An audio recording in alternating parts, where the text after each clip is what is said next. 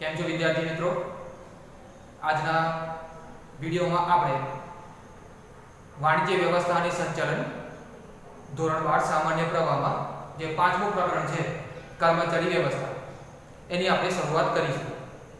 વિદ્યાર્થી મિત્રો, આપણે જાણીએ છીએ કે કોઈ પણ ધંધાકીય એકમ હોય એમાં સારામાં સારી ટેકનોલોજી હોય, સારામાં સારી ઉત્પાદન પદ્ધતિ હોય, પરંતુ જો યોગ્ય કર્મચારી ન હોય તો એ ધંધાકીય એકમનો જે પૂરતો વિકાસ થતો નથી, એટલે કે એના નફામાં વધારો કરી શકાતો નથી, એની કાર્યક્ષમતા હંમેશા કેવી રીતે ઓછી રહે છે. તો આપણે જાણીએ છીએ કે વિદ્યાર્થી મિત્રો કે કર્મચારી શું છે? જીવંત સાધન છે ઉત્પાદનનું. એની પાસે રહેલી જે આવડત છે, જે જ્ઞાન છે, દરેક ધંધાકીય એકમે શું છે એનો સારામાં સારો ઉપયોગ કરવો જોઈએ. આપણે આ જ પ્રકરણની અંદર આ જ બાબતો વિશે શીખવાનું છે કે જેમાં આપણે કર્મચારીઓની જે જરૂરિયાતો છે તે કેટલી રહેશે, ક્યારે રહેશે, એટલે કે કર્મચારી વ્યવસ્થાની અંદર જે ભરતી પ્રક્રિયા છે તે, ત્યારબાદ તાલીમ વિશે પણ શીખીશું, વિકાસ એના માટે પણ જોઈશું. પરંતુ સૌથી પહેલા શરૂઆત આપણને આપેલી છે કર્મચારી વ્યવસ્થા એટલે શું છે, બરાબર? તેની શું લાક્ષણિકતાઓ છે, કર્મચારીઓનું મહત્વ શું છે, એટલે કે કર્મચારી વ્યવસ્થાનું મહત્વ શું છે તેના વિશે આપણે શીખીશું. તો સૌથી પહેલા આપણને જે કર્મચારી વ્યવસ્થા છે એનો જે સામાન્ય અર્થ આપ્યો છે તે જોઈએ. સામાન્ય અર્થ શું આપેલો છે કે કર્મચારી વ્યવસ્થા એટલે એકમ માટે જરૂરી કર્મચારીઓ, એટલે કે આપણું જે ધંધાકીય એકમ છે એમાં જે જરૂરિયાતના કર્મચારીઓ છે તે મેળવવા, કેળવવા અને જાળવવા સાથે સંબંધ ધરાવે છે. એનો મતલબ શું થયો કે કર્મચારી વ્યવસ્થા ત્રણ બાબતો પર વધારે ધ્યાન આપે છે. એક તો કર્મચારીઓ મેળવવા, બરાબર? દરેક ધંધાકીય એકમમાં અલગ અલગ પ્રકારના જે કર્મચારીઓ છે એની જરૂર પડે છે. જેમ આપણે કહી શકીએ કે ટેકનિકલ, નોન ટેકનિકલ, બરાબર? હવે એની અંદર આપણે જોઈએ કે ટેકનિકલ ની અંદર ઘણા બધા આવે. એન્જિનિયર્સ આવશે, મિકેનિકલ એન્જિનિયર હોય, સિવિલ એન્જિનિયર હોય, બરાબર? તેવા બીજા હોય. ત્યાર પછી ઇલેક્ટ્રિશિયન છે, વેલ્ડર છે, ફિટર છે, ટર્નર છે, આ બધાની જરૂર પડે છે. નોન ટેકનિકલ ની વાત કરીએ કર્મચારીઓ, તેમાં અકાઉન્ટન્ટ આવશે, મેનેજર હોઈ શકે, ક્લર્ક હશે, બરાબર? તો આ પ્રકારના શું છે કર્મચારીની જરૂર પડે છે. તો એની સૌથી પહેલા મેળવવા પડે. હવે જ્યારે આપણે શું છે કર્મચારીઓ મેળવ્યા ત્યાર પછી એને કેળવવા. કેળવવા એટલે કે કર્મચારીઓ શું છે જે પણ સૈદ્ધાંતિક જ્ઞાન મેળવ્યું હશે, વ્યવહારુ જ્ઞાન એટલે કે પ્રેક્ટિકલ અને થિયોરિટિકલ નોલેજ હશે, પરંતુ એ કર્મચારીઓ એટલે કે જે ઉમેદવારો છે જેને આપણે કર્મચારી તરીકે ઇન્ટરવ્યુમાં પાસ કરીને આપણે કહી શકીએ કે પસંદગીમાં આપેલી છે. હવે એમને શું છે આપણા ધંધાકીય એકમના વાતાવરણ સાથે શું કરવું પડે? જે કોઓર્ડિનેટ, સંકલન કરવાનું છે, અથવા તો કહી શકીએ કે એમને એ વાતાવરણમાં ઢાળવાના છે.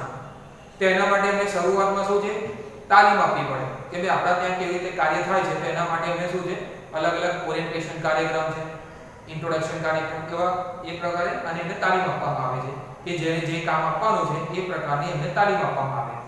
અને ત્યાર પછી આપ્યું છે મહત્વનું જાળવવું, એટલે કે કર્મચારીઓ જે ધંધાકીય એકમમાં રાખ્યા છે એ છોડીને જતા ન રહે તો એના માટે શું છે અલગ અલગ પ્રકારની વ્યવસ્થા કરવામાં આવે છે.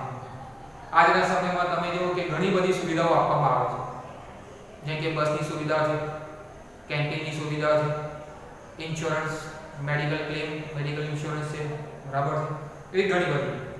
આ શા માટે કરવામાં આવી છે કે જેથી કર્મચારી શું છે એ ધંધાકીય એકમમાં લાંબા સમય સુધી રહે અને એની જે આવડત છે, એની જે જ્ઞાન છે, એમની જે પાસે સ્કિલ છે, કૌશલ્ય, એનો લાભ શું છે ધંધાકીય એકમને મળે. એની સાથે કર્મચારી વ્યવસ્થાનો સંબંધ છે. ત્યાર પછી આપણને જે બીજું અર્થ આપ્યો છે વિસ્તૃત કર્મચારી વ્યવસ્થા એટલે કર્મચારીની ભરતી. ભરતી એટલે કે અહીંયા સામાન્ય અર્થ એવું જોવાનો કે કર્મચારીઓ શું છે આપણા ધંધાકીય એકમમાં અરજી કરવા માટે પ્રેરાય, આપણા ત્યાં જે ખાલી જગ્યાઓ છે તેના માટે. ત્યારબાદ પસંદગી એટલે કે જે અરજીઓ આવી છે એમાંથી આપણે શું છે આપણની જરૂરિયાત પ્રમાણે આપણે જે લાયકાત નક્કી કરી છે, આપણી જે જરૂરિયાત છે એ પ્રમાણે જેટલી પણ અરજી આવી છે એમાંથી અમુક કર્મચારીઓને પસંદ કરવાના. તાલીમ અને બઢતી એટલે કે પસંદગી પામ્યા પછી એમને જે તે કાર્ય માટે અથવા જ્યારે જરૂર પડે ત્યારે શું છે સમય પર એમને તાલીમ આપવાની જે તે કાર્ય માટેની બઢતી ધંધાકીય એકમમાં જ્યારે શું છે લાંબા સમય સુધી સારામાં સારું કામ કાર્યક્ષમ રીતે કરી શકતો હોય કર્મચારી કરતો હોય તો એને શું છે પ્રમોશન આપવાનું અને ત્યાર પછી નિવૃત્તિ પછીના કાર્યનો સમાવેશ કરવામાં આવ્યો છે એટલે કે જ્યારે શું છે નિવૃત્ત થઈ જાય છે તો ત્યાર પછી પણ શું છે કર્મચારી વ્યવસ્થાના કાર્ય અટકતા નથી જે કે એમના માટે શું છે પેન્શનની વ્યવસ્થા કરવાની જે પીએફ છે પ્રોવિડન્ટ ફંડ તે એની ગણતરી ગ્રેજ્યુઇટી છે આ એટલા માટે કે જે કર્મચારી છે જ્યારે શું છે ધંધાકીય એકમને છોડીને જાય છે એટલે કે રિટાયર થઈ જાય છે તો એમને પોતાના જીવનના જે અમૂલ્ય વર્ષો ધંધાકીય એકમને આપ્યા છે તો ધંધાકીય એકમ પોતાની એ સામાજિક જવાબદારી સમજીને શું છે એમને એમના રિટાયરમેન્ટ પછી પણ એટલું જ માન સન્માનથી પોતાનું જીવન એના પછીનું ગુજારે એના માટેનું કાર્ય કરે છે એટલે કે નિવૃત્તિ પછીના કાર્ય એટલે આ બધા જ કાર્યનો શું છે કર્મચારી વ્યવસ્થામાં સમાવેશ કરવામાં આવે છે આ સામાન્ય અર્થ છે કર્મચારી વ્યવસ્થા ત્યાર પછી જોઈએ કે એના લક્ષણો શું છે હવે લક્ષણોની વાત કરીએ તો સૌથી પહેલું શું આપણું જે સંચાલનનું અગત્યનું કાર્ય છે અગત્યનું એટલા માટે કે જે રીતે કીધું ને કે ઉત્પાદનના ઘણા બધા સાધનો છે જેમ કે યંત્રો મશીનરી કાચો માલ બરાબર આ બધું જ હોય પરંતુ કર્મચારી ના હોય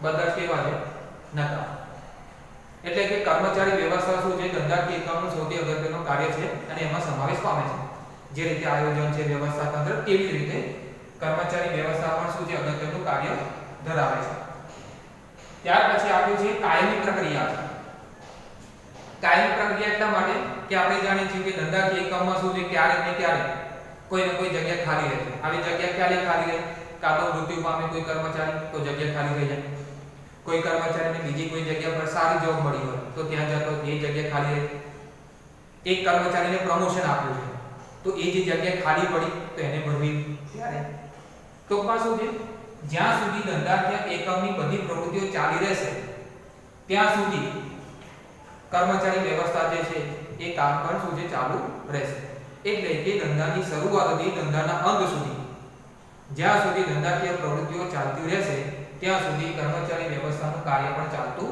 રહેશે બરાબર ત્યારબાદ બીજું શું લક્ષણ આપ્યું છે માનવ સંબંધો સાથે નિસ્બત ધરાવે છે જે કે તમે જો ઉત્પાદનના જે સાધનો છે બરાબર મશીનરી યંત્રો છે મૂડી છે હવે આ બધા જે સાધનો છે ને એ બધા સાધનો કેવા છે નિર્જીવ છે એમનામાં લાગણી પ્રેમ બરાબર છે આ બધી બાબતો શું છે સ્વમાન એ બધું નથી હોતું પરંતુ જે કર્મચારી છે એની પોતાની શું છે લાગણી હોય છે સ્વમાન હોય છે અપેક્ષાઓ હોય છે તો કર્મચારી વ્યવસ્થાની એ જવાબદારી બને છે તો કે એમને એક સંપત્તિ તરીકે સમજીને શું કરવામાં આવે એનો શ્રેષ્ઠ ઉપયોગ થાય અને એમની જે લાગણીઓ છે અપેક્ષાઓ છે એને સન્માન છે એને ધ્યાન આપવામાં આવે એટલે કે એની પર શું છે વધુ ધ્યાન આપવામાં આવે આ એટલા માટે જરૂરી છે કે જ્યારે કર્મચારીઓને પૂરતું સન્માન મળશે માન સન્માન મળશે બરાબર એમની જે અપેક્ષાઓ છે પૂરી થશે તો એ કર્મચારી શું છે ધંધાકીય એકમને પોતાનું જે શ્રેષ્ઠ કામ છે એ આપશે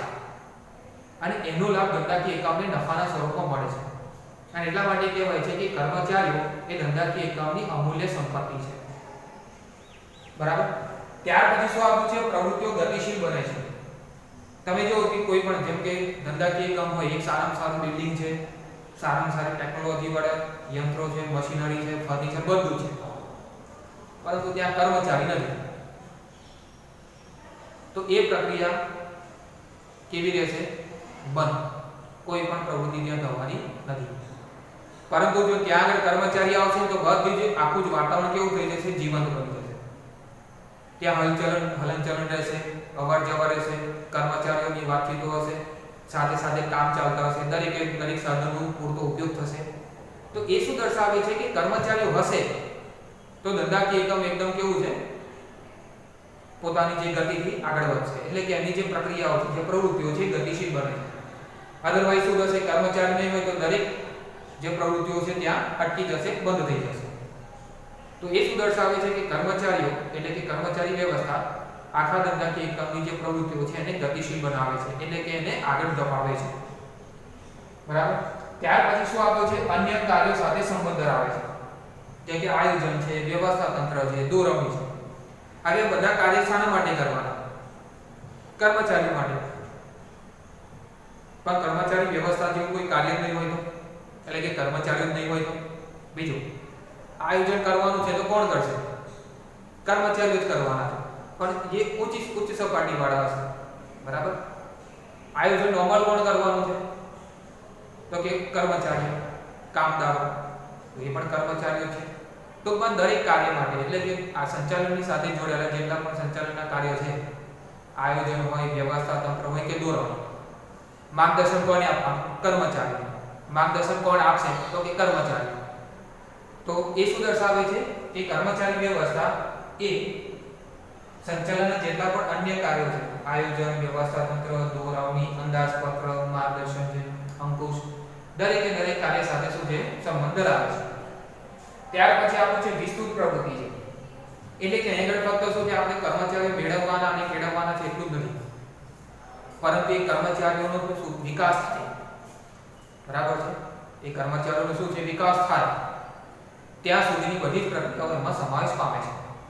અને આપણે ઘણા બધા એવા કિસ્સા જોયા છે કે ઘણા કર્મચારીઓ જ્યારે એક ધંધાકીય એકમમાં જોડાય છે ત્યારે એક નીચા એક સામાન્ય પદ ઉપર બેસેલા હોય છે, પરંતુ જ્યારે શું છે? સારામાં સારું કાર્ય કરે છે, એમને સારામાં સારી સુવિધાઓ મળતી જાય છે, તે પોતાની જે 100% જે છે કાર્યક્ષમતાથી કામ કરે છે અને જીવનમાં ધીરે ધીરે શું છે? ધંધાકીય એકમ આગળ વધતા જાય છે. અને જ્યારે શું છે? પોતાના પદથી રિટાયર થતા હોય, એટલે કે નિવૃત્ત થતા હોય, ત્યારે એક સારા એવા ઊંચા પદ પર બેસે છે. તો તમે જુઓ કે એ શું છે? જેનો વિકાસનું જે કાર્ય જે કહી શકાય કે વિકાસ એ એના સમયમાં જોઈ શકે, એટલે કે કર્મચારીનો વિકાસ થઈ રહ્યો છે આપણે જોઈ શકીએ. પણ એ ક્યારે શક્ય બને? કે જ્યારે કર્મચારી વ્યવસ્થાએ સારું કાર્ય કર્યું હોય ત્યારે.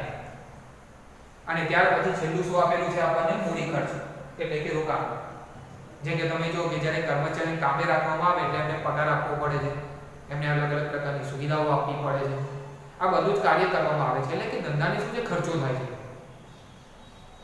પહેલાના સમયમાં શું છે? એને ખર્ચ ગણવામાં આવતો, પરંતુ આજના આધુનિક સમયની વાત કરીએ, જેમ ઔદ્યોગિક 21મી સદીની વાત કરીએ, તો એવું માનવામાં આવે છે કે તમે કર્મચારી પાછળ કરેલો ખર્ચો એ ખર્ચ નહીં પરંતુ મૂડી રોકાણ છે.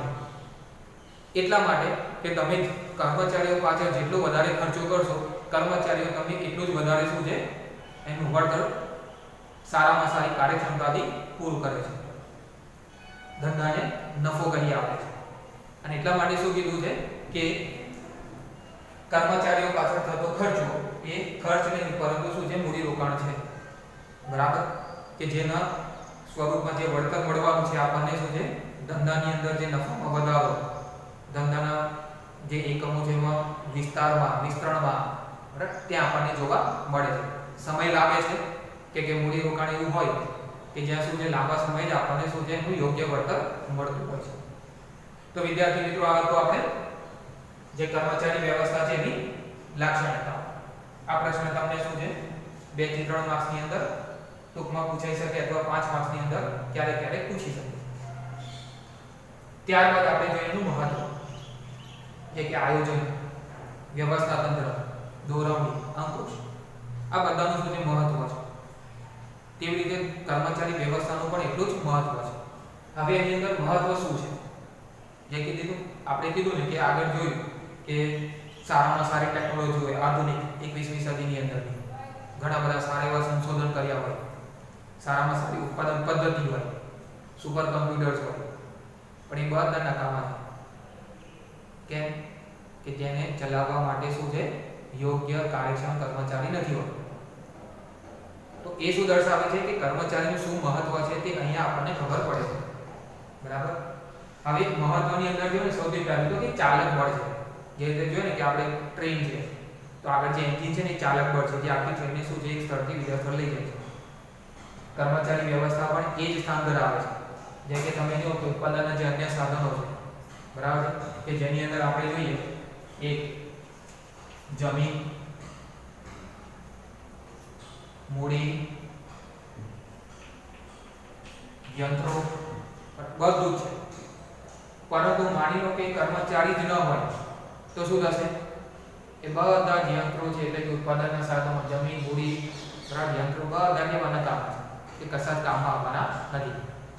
પરંતુ જો સારામાં સારા કર્મચારીઓ હશે, બરાબર, તો એ કર્મચારી શું છે, એ જે પણ યંત્રો છે, જમીન છે, મૂડી છે એટલે કે ઉત્પાદનના જે સાધનો છે એનો શ્રેષ્ઠ ઉપયોગ કરી શકે છે અને એના શ્રેષ્ઠ ઉપયોગ દ્વારા મહત્તમ લાભ ધંધાકીય એકમને કરાવી આપે છે.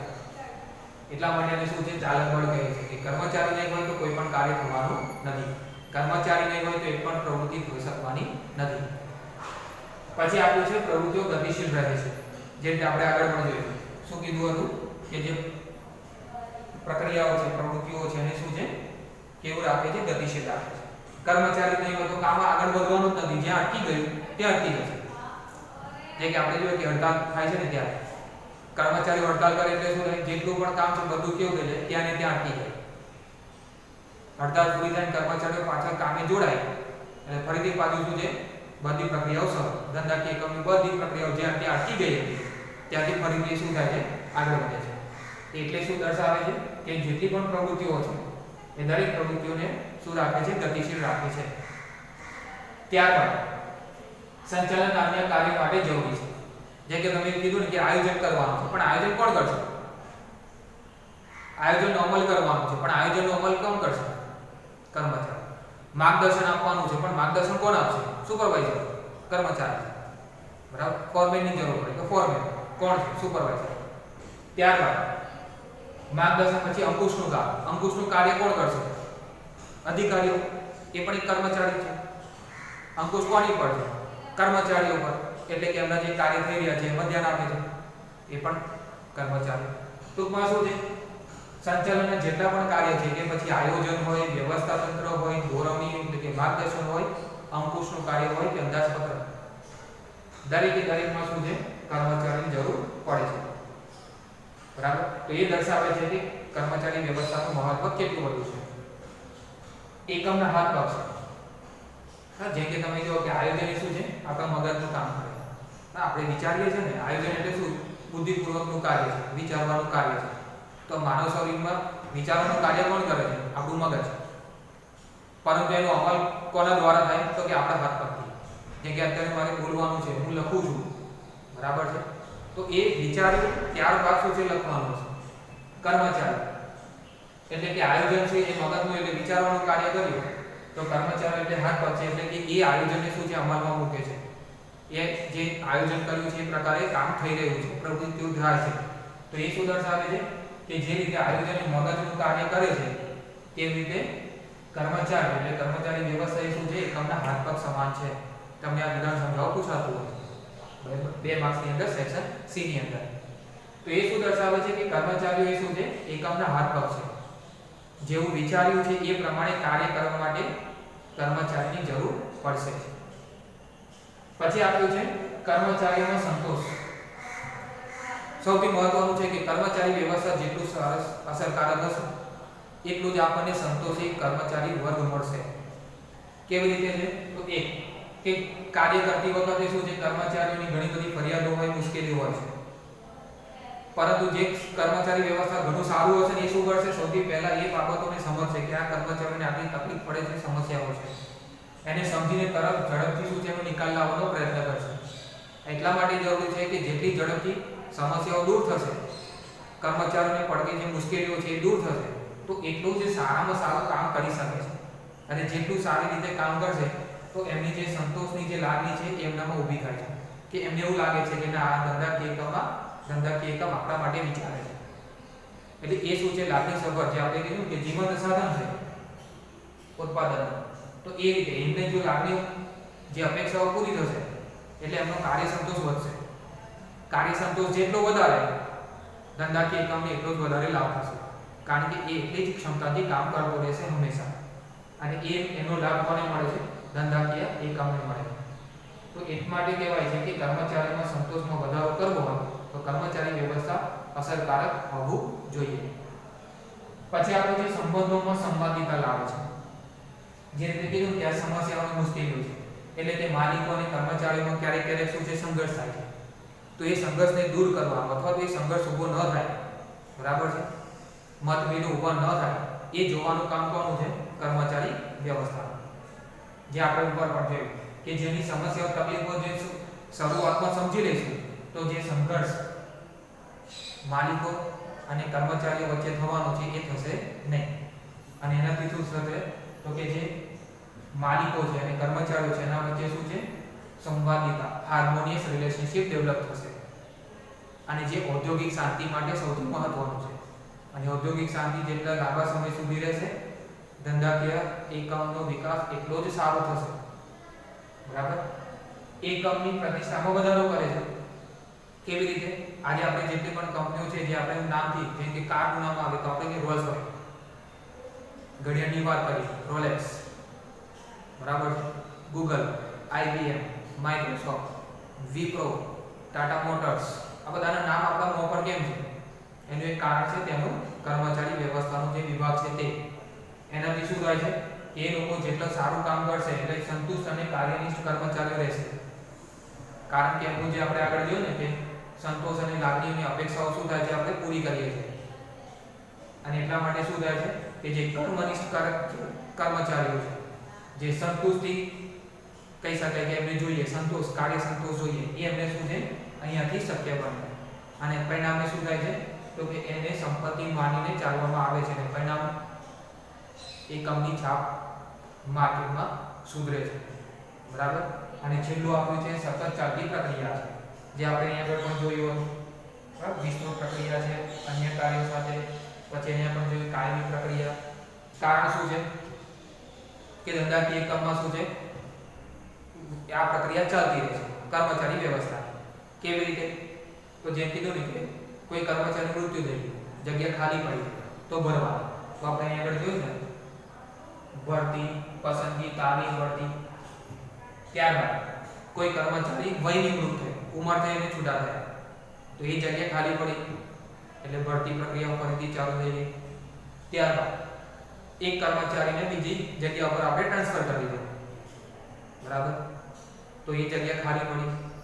બરાબર? તો ટૂંકમાં શું છે કે જે કર્મચારી વ્યવસ્થા છે એ ધંધાકીય એકમ શરૂ થાય છે અને જ્યાં સુધી ધંધાકીય એકમ ચાલુ રહેશે ત્યાં સુધી આ પ્રક્રિયા ચાલતી રહેશે. કારણ કે સમયની સાથે સાથે નવી ટેકનોલોજી આવે તો તાલીમ આપવી પડે, નવા કર્મચારી આવે તો એમને તાલીમ આપવી પડે. બરાબર? જૂના કર્મચારીઓ છે તો એમને પ્રમોશન આપવાનું થાય. અમુક ઉંમર પછી એમને છૂટા થાય તો એમની જગ્યા બીજી ભરવાની. તો એમને છૂટા થયા એટલે નિવૃત્તિ પછીના કાર્ય કરવાના, નવાને ભરતી કરવાની, એમની પસંદગીનું કાર્ય, એમનું તાલીમનું કાર્ય. ટૂંકમાં આ બધી પ્રક્રિયા શું છે? આ બધા જ કાર્ય શું છે? સતત ચાલતા રહે. ટૂંકમાં કર્મચારી વ્યવસ્થા એ ધંધાકીય એકમથી શરૂ થાય છે અને ધંધાકીય એકમનો જ્યારે અંત આવે ત્યારે આ પ્રક્રિયા શું છે? બંધ થાય છે. તો વિદ્યાર્થી મિત્રો આ હતું આપણે કર્મચારી વ્યવસ્થાનું મહત્વ. આ પ્રશ્ન પણ તમને શું છે 2-3 માર્ક્સની અંદર અથવા 5 માર્ક્સની અંદર પૂછાઈ શકે છે. બરાબર? તો વિદ્યાર્થી મિત્રો આજના વિડિયોમાં આપણે જોયું સૌથી પહેલા કર્મચારી વ્યવસ્થાનો જે અર્થ આપ્યો છે તે, ત્યારબાદ જોયું આપણે કર્મચારી વ્યવસ્થાની લાક્ષણિકતાઓ અને ત્યારબાદ જોયું આપણે કર્મચારી વ્યવસ્થાનું મહત્વ. તો વિદ્યાર્થી મિત્રો આપણે આજનો ટોપિક અહીંયા પૂર્ણ કરીએ છીએ.